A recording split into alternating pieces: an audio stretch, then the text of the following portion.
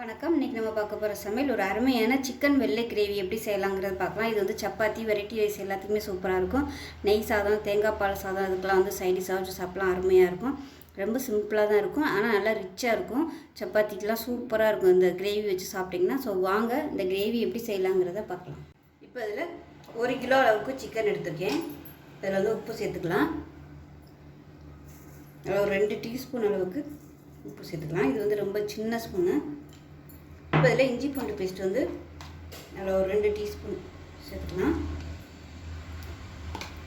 இது கூடவே 1 table spoon மிளகு வந்து ஃப்ரெஷ்ஷாக பொடிச்சிட்டு சேர்த்துக்கலாம். இதுக்கு வந்து காரம் பச்சை மிளகாய் காரமும் மிளகுத்தூள் காரமும் தான். இப்போ பார்த்திங்கன்னா ஒரு 3 பச்சை மிளகாய் வந்து மிக்சியில் வந்து போட்டு நல்லா இந்த மாதிரி அரைச்சி வச்சுருக்கேன். ரொம்ப நைஸாக இல்லை, 1-2 அரைச்சி வச்சுருக்கேன். இப்போ இதில் மெஷரிங் கப்பில் 1 கப் அளவுக்கு தயிர் சேர்த்துக்கலாம். இது ஃபுல் அண்ட் ஃபுல் தயிரில் தான் நம்ம பண்ண போகிறோம். மஞ்சத்தூள்லாம் போடக்கூடாது. இதை வந்து மிக்ஸ் பண்ணிக்கலாம். அதே மாதிரி சிக்கன் க்ளீன் பண்ணும்போது எலுமிச்சம்பழமும் உப்பும் போட்டு க்ளீன் பண்ணிக்கோங்க. மஞ்சத்தூள் போட்டிங்கன்னா உங்களுக்கு கலர் வந்து ஒயிட்டாக வராது.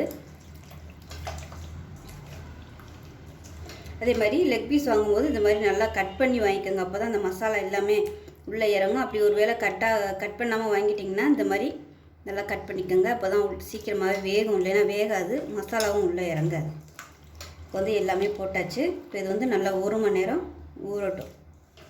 இப்போ தயிரில் ஊறும்போது சிக்கன் நல்லா சாஃப்டாக வரும். ஒரு பேன் எடுத்துக்கலாம். இதில் வந்து 1 டேபிள் ஸ்பூன் வர கொத்தமல்லி, 1 டேபிள் ஸ்பூன் மிளகு, 1 டேபிள் ஸ்பூன் சீரகம் சேர்த்துக்கலாம். மிளகாத்தூள் வந்து நம்ம சேர்க்க போகிறது கிடையாது, அதனால் மிளகு காரமும் பச்சை மிளகாய் காரம் தான். நம்ம மேரினேட் பண்ணும்போது கொஞ்சம் மிளகுத்தூள் வந்து சேர்த்துருக்கோம், அதாவது 1-2 தட்டின மிளகு வந்து சேர்த்துருக்கோம். இப்போ வந்து நம்ம அரைக்க போகிறோம், அரைச்சி சேர்க்க போகிறோம். இது வந்து நல்லா வாசனை வர அளவுக்கு வறுத்துக்கலாம். இப்போ இது நல்லா வறுபட்டுருச்சு, நல்ல ஒரு வாசனை வருது. கேஸ் அமர்த்திட்டு இதை மிக்ஸி ஜாரில் சேர்த்து நல்லா நைஸாக பொடி பண்ணிக்கலாம். இப்போ ஒரு குக்கர் எடுத்துக்கலாம். தேவையான அளவுக்கு எண்ணெய் விட்டுக்கலாம். நான் வந்து கடலெண்ணெய் சேர்த்துருக்கேன். இப்போ இது கூடவே கொஞ்சமாக நெய் சேர்த்துக்கலாம். இது வந்து ஆப்ஷனல் தான், சேர்த்திங்கன்னா நல்லாயிருக்கும். இப்போ எண்ணெய் நல்லா சூடாயிருச்சு. 2 பிரியாணி இலை சேர்த்துக்கலாம். ஒரு சின்ன துண்டு பட்டை, 1 ஏலக்காய், 3 கிராம்பு சேர்த்துக்கலாம். அது கூடவே 1 டீஸ்பூன் போல் சீரகம் சேர்த்துக்கலாம்.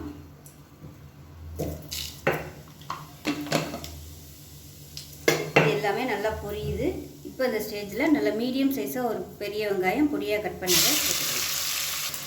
வெங்காயம் வதங்குறதுக்கு உப்பு சேர்த்துக்கலாம். இதோட பொடியாக நறுக்குன பச்சை மிளகாய் வந்து ஒரு 3 பச்சை மிளகாய் எடுத்துருக்கேன், அதையும் சேர்த்துக்கலாம்.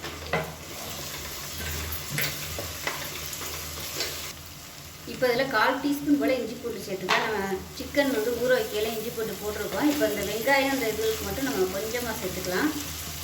இந்த கிரேவிக்கு வெங்காயம் வந்து ப்ரௌன் கலரில் வதங்கணும்னு அவசியம் இல்லை. ஒருவேளை வெங்காயம் வந்து நீங்கள் அந்த மாதிரி வதக்குனீங்கன்னா கிரேவியோட கலர் வந்து அப்படியே டோட்டலாக மாறிடும். அதனால் லேசாக இந்த அளவுக்கு வதங்கினா மட்டும் போதும். நம்ம வந்து தயிர் சேர்த்துருக்கிறதுனால தக்காளியெல்லாம் சேர்க்கணும்னு அவசியம் இல்லை. நம்ம வந்து ஊற வச்சுருந்தா இந்த சிக்கனை சேர்த்துக்கலாம்.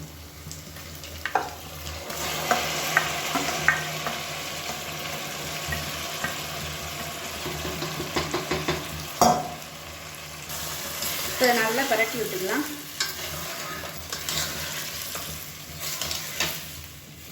சிக்கன் வந்து கலர் மாறி அப்படியே எண்ணெய் தெளிஞ்சு வரும், அந்த அளவுக்கு வதக்கிக்கலாம். நம்ம தயிர் ஊற்றிறதுனால அந்த தயிர் எல்லாமே அப்படியே எண்ணெய் கக்கி வரும். மீடியமான ஃப்ளேமில் வதக்கி விட்டுக்கலாம்.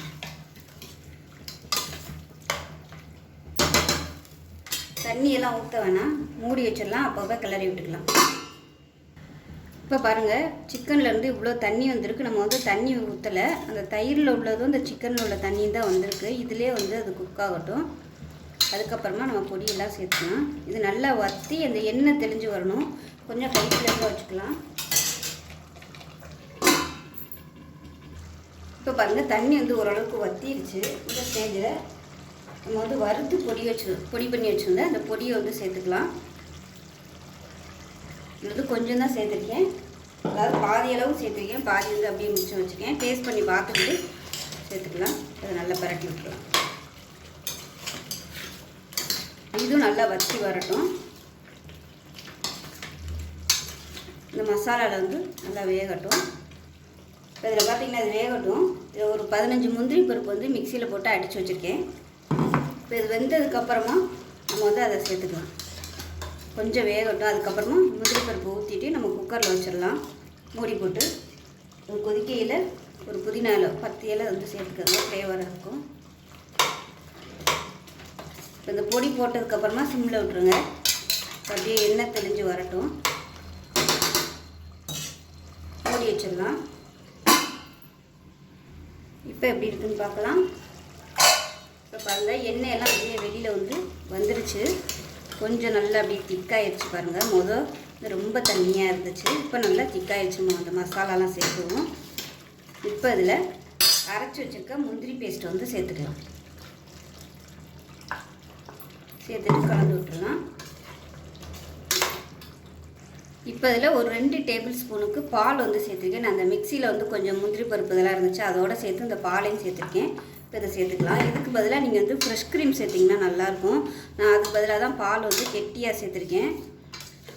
நல்ல பால் சேர்க்கும்போது நல்ல ஒரு ரிச்சான டேஸ்ட்டு கொடுக்கும். சப்பாத்திக்கு தொட்டு சாப்பிட்ற மாதிரி இருந்தால் இந்த அளவுக்கு கிரேவியாகவே வச்சுக்கோங்க. இப்போ உப்பு டேஸ்ட் பண்ணி பார்த்துக்கலாம். உப்பு எல்லாமே கரெக்டாக இருக்குது. குக்கரை மூடி வச்சிடலாம். மூடி வச்சுட்டு நல்லா ஒரு 2 விசில் விட்டுட்டு ஸ்டீம் போனதுக்கப்புறம் பார்க்கலாம். ஏற்கனவே வந்து கொஞ்சம் பாதி வேக்காடு வெந்திருக்கும். நம்ம 2 விசில் மட்டும் விட்டுட்டோம்னா கரெக்டாக இருக்கும். 2 விசில் விட்டுட்டு பார்க்கலாம்.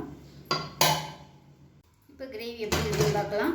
இப்போ பாருங்கள், எண்ணெயெல்லாம் தெளிஞ்சு சூப்பராக வந்துருச்சு. லெக் பீஸ்லாம் பார்த்திங்கன்னா நல்லா அருமையாக வந்திருக்கு பாருங்கள். சூப்பராக வந்துருச்சு, நல்லா சாஃப்டாக. ஸோ சப்பாத்திக்கெலாம் பார்த்திங்கன்னா சூப்பராக இருக்கும். கண்டிப்பாக இதே மாதிரியே செஞ்சு பாருங்கள்.